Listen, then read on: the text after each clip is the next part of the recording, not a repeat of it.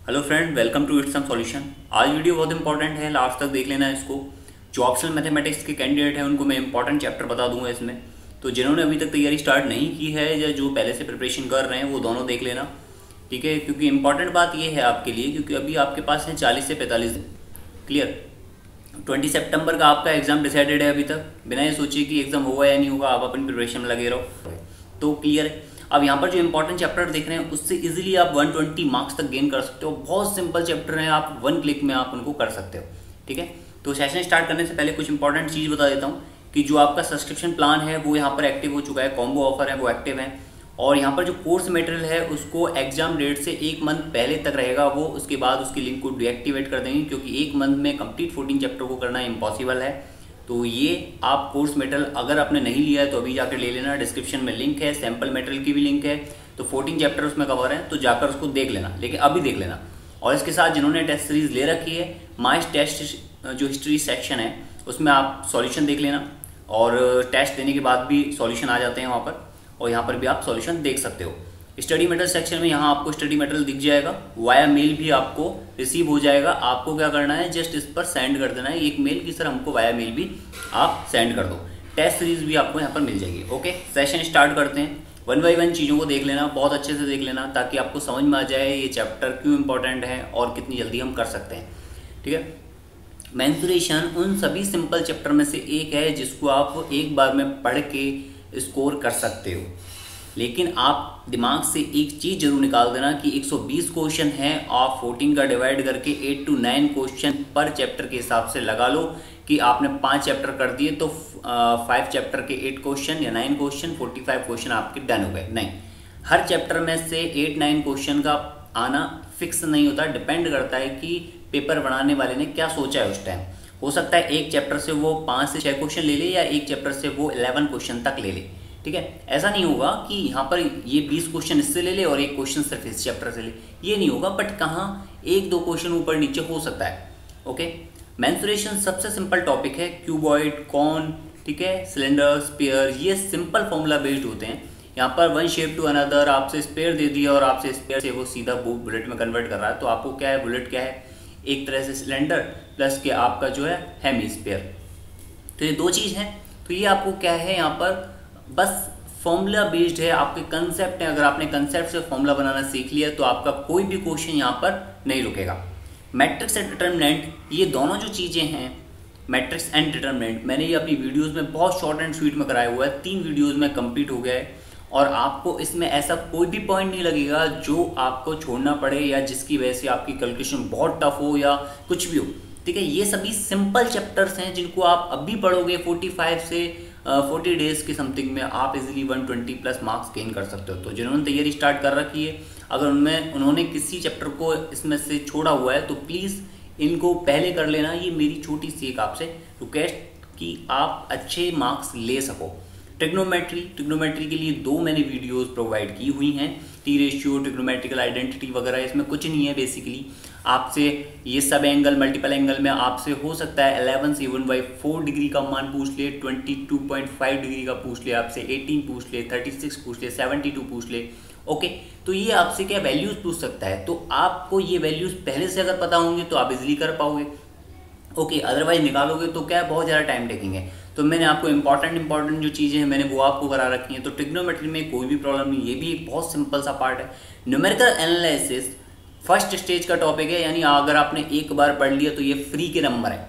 जिन बच्चों ने ये इस लेंथ को देख के छोड़ा हुआ है ये चैप्टर, तो ऐसा मत करना, इसको एक बार में ही ख़त्म हो जाएगा ये चैप्टर। और ये सभी मैंने बहुत अच्छे से नोट्स में प्रोवाइड किया हुआ है, तो जाकर उसको देख लेना। और आप जिन लोगों ने तैयारी स्टार्ट की है, कर रखी है पहले से, और उन लोगों ने भी अगर ये चैप्टर छोड़ रखा है तो भाई मत छोड़ना है इसको। ये सिंपल सा टॉपिक है, फ्री के नंबर हैं इसमें, और इसको आप एक बार में क्लिक करके सिंपल सा डायरेक्ट रिजल्ट बेस्ड होता है। इसमें कुछ बच्चों को डाउट ये है कि कैलकुलेटर मिलेगा या नहीं मिलेगा। तो देखो, जहाँ कैलकुलेटर नीड होगी आरपीसी, वहाँ आपको उसकी वैल्यू दे देगी, ठीक है। तो बहुत ऐसे कुछ लिखा हुआ नहीं है कि कैलकुलेटर मिलेगा नहीं, लेकिन आपको कैलकुलेटर के ना के बराबर चांसेस हैं। जहाँ कैलकुलेटर यूज होगा वहाँ आपको उसकी वैल्यू मिलेगी। तो परेशान होने की बात नहीं है, और ये सोचनी है कि आपको नीड नहीं है कि कैलकुलेटर मिलेगा तो कुछ उसमें तिगड़म फिक्स किया है। अलजेब्रा सबसे इंपॉर्टेंट चैप्टर और सबसे सिंपल चैप्टर, क्योंकि इसमें कई ऐसी चीज़ें हैं जो आप सिंपल सा पुटिंग मेथड से कर सकते हो, ठीक है। बाई क्वाड्रेटिक इक्वेशन वगैरह, फरारी मेथड, उससे कोई प्रॉब्लम, कोई फर्क नहीं पड़ता। क्यूबिक इक्वेशन वगैरह के सॉल्यूशंस वगैरह आप कार्डन से करो या किसी और से करो, आपको अगर वैल्यू पुटिंग से चीज़ें हो रही हैं तो आपको उससे कोई फर्क नहीं पड़ता। ऑब्जेक्टिव टाइप पेपर है, सबसे इंपॉर्टेंट बात आपकी ये है, ठीक है। और इसमें ये कुछ चीज़ें हैं जैसे कार्डन है, कंटिन्यूटी फ्रैक्शन, रिकरिंग सीरीज वगैरह है, ये गौर अकेडमी चैनल पे भी आपको प्रोवाइड की जा रही है सर द्वारा, तो वहाँ से भी आप कर सकते हो। और मैं आपको जो करा रहा हूँ वो एडिशनल चीज़ें हैं। इसके बाद कोऑर्डिनेट ज्योमेट्री में ये आपका 2D वाला जो पार्ट है, मैंने आपको फॉर्मुलेशन पूरा करा दिया है, फॉर्मूला किस तरह से ड्राइव होता है वो भी मैंने आपको चीज़ें बता दी हैं। अगर वो चीज़ें आपने अच्छे से पढ़ ली तो इसमें से यहाँ तक कोई भी क्वेश्चन आप बिना रटे चीज़ों को कर सकते हो। 3D आपका गौर अकेडमी की प्लेलिस्ट है, वो भी हमने शेयर की हुई है, वहाँ डेली सर वीडियो डालते हैं, तो वो भी आप देख सकते हो, ठीक है। ये दोनों चीज़ें बहुत सिंपल हैं, कंसेप्ट बेस्ड हैं, आपको सिर्फ एक बार इनको देखना है ताकि आपको जब नोट्स फाइनली जो आप लिख रहे हो, लिखना है ज़रूर, ताकि एग्जाम से 1 या 2 दिन पहले अगर कोई चीज़ प्लस माइनस की आप मिस्टेक ना करो तो वो आप एक बार रिवाइज कर लो, क्लियर बात। इसके बाद ये जो टॉपिक है स्टैटिक्स और स्टैटिक एंड डायनामिक, ये 2 अलग टॉपिक हैं। स्टैटिस्टिक्स है और ये स्टैटिक एंड डायनामिक्स है, एंड ये एलपीपी है। एलपीपी ऑलमोस्ट देखो पूरा करा दिया, बस एक ही चीज़ है, ये जो असाइनमेंट एंड ट्रांसफर, ये कोई भी इंपॉर्टेंट नहीं है इतनी, यानी आपका ये सिंपल सा कंसेप्ट है। एक इसमें एलपीपी में जो मेन चीज़ है, यानी कि जो थोड़ा सा कैलकुलेशन ज़्यादा रखती है, वो है dual problems. Dual simplex method जो है वो थोड़ा सा ज़्यादा कैलकुलेटिव है। बस इसके अलावा रिमेन जो पार्ट है आपके graphical solution, physical and optimal solution को फाइंड करना, वो मैंने सब आपको कराया। वो बहुत सिंपल सा चैप्टर है, ये आपको एक बार पढ़ना है और सिंपल सा इसका आप कर लोगे, ठीक है। इसमें कुछ नहीं करना, मैक्सिमम प्रॉफिट, मिनिमम आपका लॉस, ये सब डिसाइड निकालना होता है जो भी आपको दिया होता है। स्टैटिक एंड डायनामिक ये 12th लेवल का है, बीएससी वगैरह पर वो गए ही नहीं है, क्योंकि यहाँ पर सिंपल हार्मोनिक मोशन है। ये अगर आपने 12th में सबने बहुत अच्छे से पढ़ा होता है। कुछ चीज़ें ऐसी होती हैं जो आपने नहीं पढ़ी होती हैं, जैसे कि mean mode, median, variance, standard deviation तक आप सब लोगों ने, इवन प्रोबेबिलिटी भी आप सब लोगों ने 12th स्टैंडर्ड में पढ़ा होगा। लेकिन binomial, position, normal distribution, correlation, regression, ये थोड़ा क्या है, ग्रेजुएशन के टॉपिक हैं।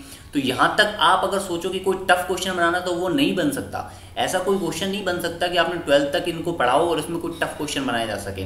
तो यहाँ पर ये चीज़ होगी कि मीन, मोड, मीडियन जो है वो एक साथ पूछ ले आपसे, मीन के साथ मीन डेविएशन भी पूछ ले, मीन के साथ वेरिएंस भी पूछ ले, स्टैंडर्ड डेविएशन भी पूछ, ये वो कॉम्बो कर सकता है। तो ये बात आप ध्यान रखना कि जो मैं आपको चैप्टर बता रहा हूँ वो सभी की सभी पूरे पॉइंट पढ़ने बहुत इंपॉर्टेंट हैं और आपके 1 वे में है, और 2 पॉइंट को मिलाकर एक क्वेश्चन वो बना सकता है। ये चीज़ें मैं बाकी आपको करा दूंगा। बाइनोमियल और पॉजिशन डिस्ट्रीब्यूशन से सिंपल रिजल्ट बेस्ड है, इसमें आपको कुछ नहीं करना है। यहाँ पर ये जो कोरिलेशन, रिग्रेशन है, ये फॉर्मूला बेस्ड है, आपको बस देखना है, वो देखनी है, सारणी देखनी है, और आपको सिंपल सा एक फॉर्मूला लगा देना है, उसमें कोरिलेशन, रिग्रेशन का फाइनल रिजल्ट आ जाएगा और आपका कुछ नहीं करना है, ठीक है। सिंपल सी चीज़ें हैं ये सभी टॉपिक बहुत सिंपल है जो अभी तक मैंने आपको बता दिए। अब इनकी बात कर लेते हैं। रिमेनिंग ये 5 टॉपिक बचे हुए, 9 टॉपिक बहुत सिंपल है, आपको वो सारे पढ़ने एक बार में आपको क्लिक हो जाएंगे। 40 से 45 दिन में आपके 120 प्लस मार्क्स आपके हो जाएंगे उसमें सिक्योर, ठीक है। उनको आप पहले पढ़ो जिन्होंने तैयारी नहीं स्टार्ट की है, और ऐसे बच्चे जिन्होंने ऑलरेडी स्टार्ट कर रखी है बट वो ये कन्फ्यूजन में है कि भाई कई बच्चों ने ये चीज़ पूछी है मेरे से कि न्यूमेरिकल एनालिसिस को सर क्या करें, छोड़ देंगे, क्योंकि मैं ये समझ गया उनको ये देख के कि उन्होंने अभी स्टार्ट नहीं किया है इस टॉपिक को, और जब वो स्टार्ट करेंगे तो इसको यहाँ तक खत्म करने में उनको ज़्यादा टाइम नहीं लगेगा। बहुत सिंपल सा कंसेप्ट, फ्री के मार्क्स वाला ये टॉपिक जो है, अगर आप इसको छोड़ के चले जाओगे बाद में आपको पता लगेगा कि ये सिंपल सा कैसा टॉपिक था, तो आपको थोड़ा सा ये होगा कि यार फ्री के मार्क्स तो इसमें मिल सकते थे। अब बात कर लेते हैं उन टॉपिक्स की जिसमें कुछ पॉइंट इंपॉर्टेंट है, इजीली कर सकते हो आप, लेकिन पूरा चैप्टर थोड़ा सा करने में क्या कैलकुलेटिव है, जैसे लिमिट, कंटिन्यूटी, डिफरेंशिएटी, और यहाँ पर बात करते हैं मैक्सिमम मिनिमा की। ये कुछ ऐसी चीज़ें हैं जो आप इजीली निकाल सकते हो, लेकिन मैंने ये चैप्टर को सिंपल में क्यों शामिल नहीं किया, क्योंकि वहाँ पर जब एग्जामिनर है वो 2 चीज़ों से मिलाकर एक क्वेश्चन बना देगा, तो आप थोड़ा सा क्या फंस जाओगे। जैसे ये क्वेश्चन है, ये फर्स्ट ऑर्डर का है, आप इजीली निकाल सकते हो partial differentiation equation for first order, ठीक है, ये चीज़ें कर सकते हो। यहाँ पे ऑर्डिनरी के लिए निकाल सकते हो, ये सभी चीज़ें जो डिग्री वाले 3rd डिग्री तक आप चीज़ें को कर सकते हो। लेकिन अगर उन्होंने 2 क्वेश्चन को मिक्स कर दिया इसी में, यानी कहीं टॉपिक में 2 क्वेश्चन को मिक्स कर दिया, तो वहाँ थोड़ा सा क्या प्रॉब्लम हो जाएगी।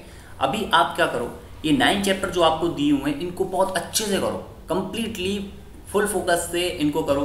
स्टडी मटेरियल आपके पास नहीं है तो ये सेक्शन, ये जो है आपकी लिंक है वो डिस्क्रिप्शन दे रखी, पूरा मटेरियल एक ही जगह पर कंसाइज वे में आपको दे रखा है, अच्छा आप कर सकते हो। जितनी जल्दी हो सके उतनी जल्दी कर लेना।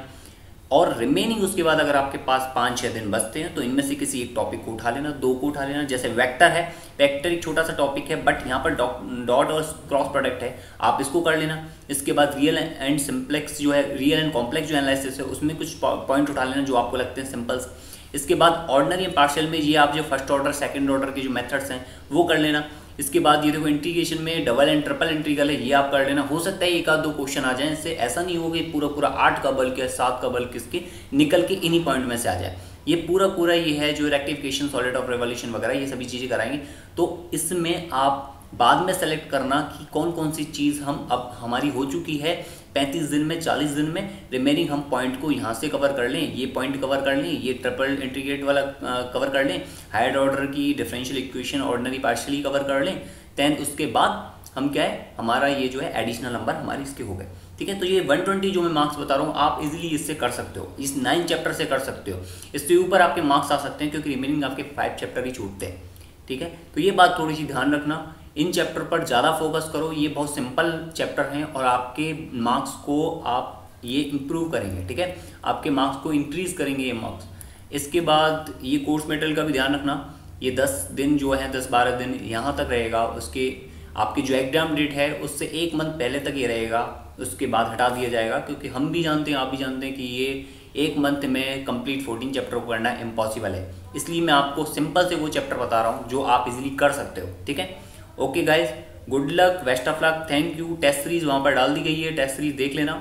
ओके, हिंदी इंग्लिश वो हिंदी सॉरी जीके इंग्लिश की एंड आपके मैथमेटिक्स। ठीक है, तो आप देख लेना इसको जाकर, साइट पर डिस्क्रिप्शन में लिंक है दोनों की, तीनों जो भी आपकी लिंक हैं सब आपको मिल जाएंगी। और जितना हो सकता है वीडियो को शेयर करना ताकि बच्चों को पता लगे कि हाँ मैथमेटिक्स में कुछ नहीं है ज़्यादा, मैंने आपको इतनी सारी चीज़ें कराई हैं, आपको 1% भी लगा है कि ये टॉपिक जो है बहुत ज़्यादा टफ था। ठीक है, और अभी भी मुझे टफ लग रहा है, मैंने जो आपको चीज़ें पढ़ाई हैं उसके बाद बच्चा नहीं कह सकता उनको कि ये टफ है। ठीक है, आपको टफ लग रहा होगा बट आप उसको पढ़ने के बाद आप रियलाइज़ करोगे कि बेसिक में टॉपिक बहुत सिंपल है। और वहाँ तक कि मेरे पास बच्चों ने ये भी कहा है कि हम बिलीव नहीं हो पा रहा कि ये STF में ये आ सकता है क्या। अब आपको ये बताओ, मेंसुरेशन में आपको कोन की चीज़ें दे दी तो कोन में ये थोड़ी ना है कि IAS में अगर कोन का क्वेश्चन आ रहा है तो बहुत ज़्यादा अजीब बनेगा, जो आप जहाँ पर आप कोन को नहीं दिखेगा और क्वेश्चन कोन का होगा, ऐसा नहीं हो सकता। कोन का क्वेश्चन कोन का ही रहेगा, चाहे वो IAS में है, चाहे IFS में है, चाहे वो SSC के एग्जाम में है, चाहे वो बैंक के एग्जाम में है, किसी भी एग्जाम में है। कोन का क्वेश्चन अगर आपके कंसेप्ट क्लियर है कोन का तो उससे कैसा भी क्वेश्चन, उसमें ऐसा तो है नहीं कोन में डिफरेंशियल इक्वेशन डाल देंगे। ओके, बात समझ में आ रही? Okay guys, thank you, good luck, best of luck. Okay.